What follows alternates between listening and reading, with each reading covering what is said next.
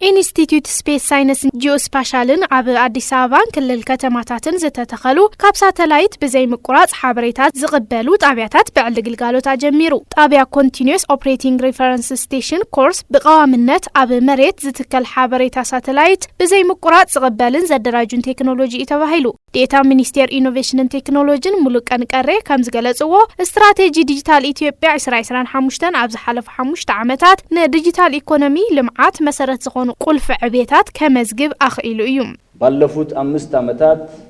ዲጂታል ኢትዮጵያ 2025ን ኣብ ዝሓለፉ 5 ዓመታት ዲጂታል ኢትዮጵያ 2025 ተግቢርና ንዲጂታል ኢኮኖሚ ልምዓት መሰረት ዝኾኑ ቁልፍ ዓወታት ረኺብና ኢና ካብ መንጎዚኦም ፈላማይን ኩላና ክንኾርዕሉ ዝግበአና ስራሕ መለለይ ካርዲ ዲጂታል አይዲ ስርዓት ምጅማር ይርከበሉ ተበጻሕነት ኢንተርኔት ኣብ ዝተፈላለዩ ከባቢታት ክነብጽሕ ኽኢልና ኢና በቅጡ ማሳካት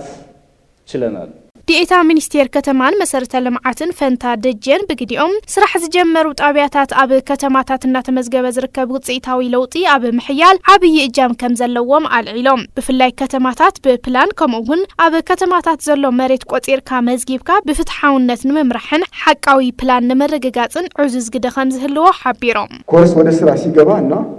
በሂደትም ተደራሽነቱ ያደግ ናብ ስራሕ እንትዳቱ ኣብ ከይድ ድማ ተበጻሕነቱ ንዓበናዩ እንትንኸይድ በቲ ኔትወርክ ዝሓቆፋ ከተማታት በሚሊሜትር ሓደ በዓልማያ ፕላን ጥራሕ ብምጥቃም መዓልትታት ዝወስድ ዝነበረ ስራሕ ፕላን ናብ ሰዓታት ብምሕጻር ስለዝኻና ግዜ ንወጻእ ንምቁጣብ ይሕግዘና እቲ ቴክኖሎጂ ናይ ሕዚ ሓቃዊ ሓበሬታ መኻሉን ትክክለኛ ውሳነ በቁልጡፍ ንምውሳንን ይኽእል ውሳኔ በፍጥነት ለመወሰን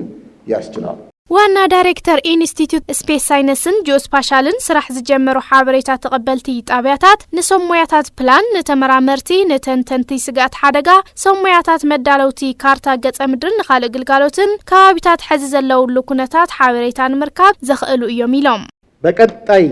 በሌሎች የክልልና የፌዴራል የመንግስት ተቋማት ኣብ ቀጻሊ ኣብ ካልኦት ትካላት መንግስቲ ፌደራልን ክልልን ላዕለዎት ትካላት ትምህርትን ትካላት ምርምርን ዝትከሉን ናብ ግልጋሎት ዝኣቱ ቴክኖሎጂታት ኮርስ ከም ሃገር ምድርጋም ዘትርፍን ተናበብቲ ክኾኑ ስለ ዝግባእን ነዚ ክሕግዝ ብሓባር ስርዓት ስራሕን ስታንዳርድን እነቐምጠሉ ይኸውን ከም ሃገር ምስ ካሊእ ዓለም በዚ መልክዑ ዝህልወና ርክብ ሓደ ስያመ ክህልወና ስለ ዝግባእ ኢት ኮርስ ዝብል ስያመ ሂብናዮ ኢና ኮርስ